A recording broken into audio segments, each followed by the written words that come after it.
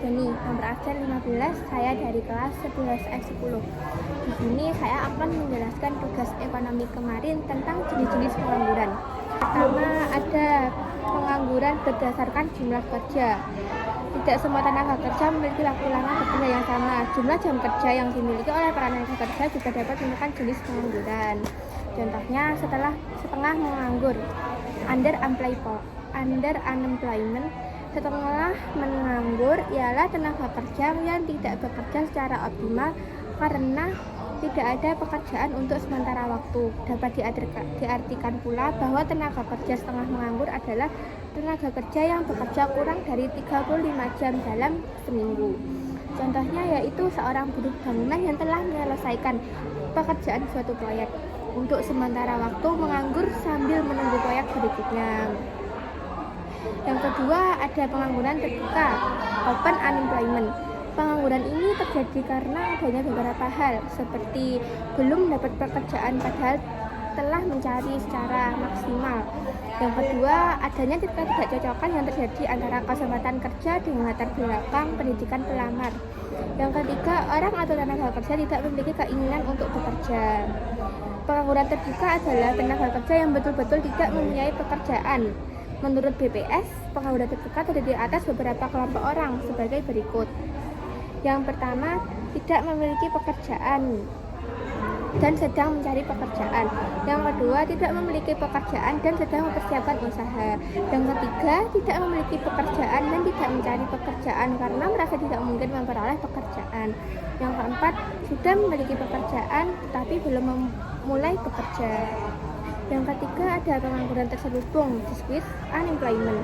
Pengangguran terselubung yaitu pengangguran yang terjadi karena terlalu banyaknya tenaga kerja untuk satu unit pekerjaan, padahal dengan mengurangi tenaga kerja tersebut sampai jumlah tertentu tetap tidak mengurangi jumlah produksi. Pengangguran terselubung bisa juga terjadi karena seseorang yang bekerja tidak sesuai dengan bakat dan kemampuannya, akhirnya bekerja tidak optimal atau maksimal. Misalnya ada seorang lulusan D3 jurusan keperawatan yang bekerja sebagai seorang sekretaris di suatu perusahaan.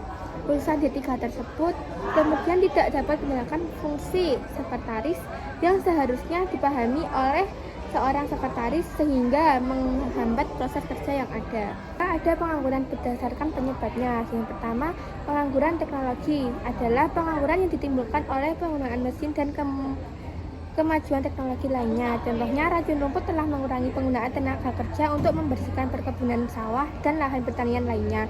Di pabrik ada kalanya robot telah menggantikan pekerjaan manusia. Pengangguran musiman, seasonal unemployment.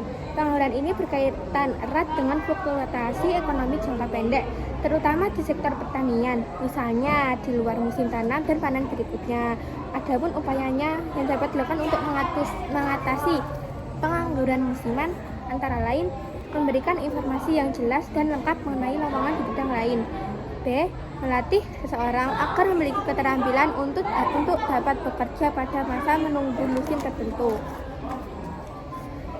Yang ketiga, ada pengangguran konjunktural atau siklis, seasonal unemployment. Pengangguran ini timbul karena adanya gelombang naik turunnya kehidupan ekonomi seperti terjadi kemundurannya resesi dan depresi sehingga mengakibatkan adanya pemutusan hubungan kerja terhadap karyawan dan buruh. Saat resesi, pengangguran siklis meningkat karena dua faktor, yaitu meningkatnya jumlah orang yang kehilangan pekerjaan dan butuh waktu yang lama untuk mendapatkannya. Beberapa upaya untuk mengatasi pengangguran siklis antara lain: 1. Meningkatkan daya beli masyarakat. 2. Mengarahkan permintaan masyarakat untuk membeli barang dan jasa. 3. Membuka pasar baru di luar negeri. Yang keempat, ada pengangguran frictional unemployment. Pengangguran frictional adalah angkatan kerja yang tidak bekerja karena mengharapkan pekerjaan yang lebih baik dari sebelumnya. Contohnya, seseorang yang selesai sekolah kemudian mencari pekerjaan dan menunggu pekerjaan. Upaya mengatasinya antara lain: 1. Mengusahakan informasi yang lengkap mengenai permintaan dan penawaran. 2. Menyusun rencana penggunaan tenaga kerja sebaik mungkin. 5. Pengangguran struktural unemployment. Pengangguran ini timbul akibat adanya perubahan struktural yang dalam perekonomian suatu negara. Perubahan dalam struktur perekonomian ini menimbulkan kebutuhan terhadap tenaga kerja dengan jenis atau tingkat keterampilan yang berbeda.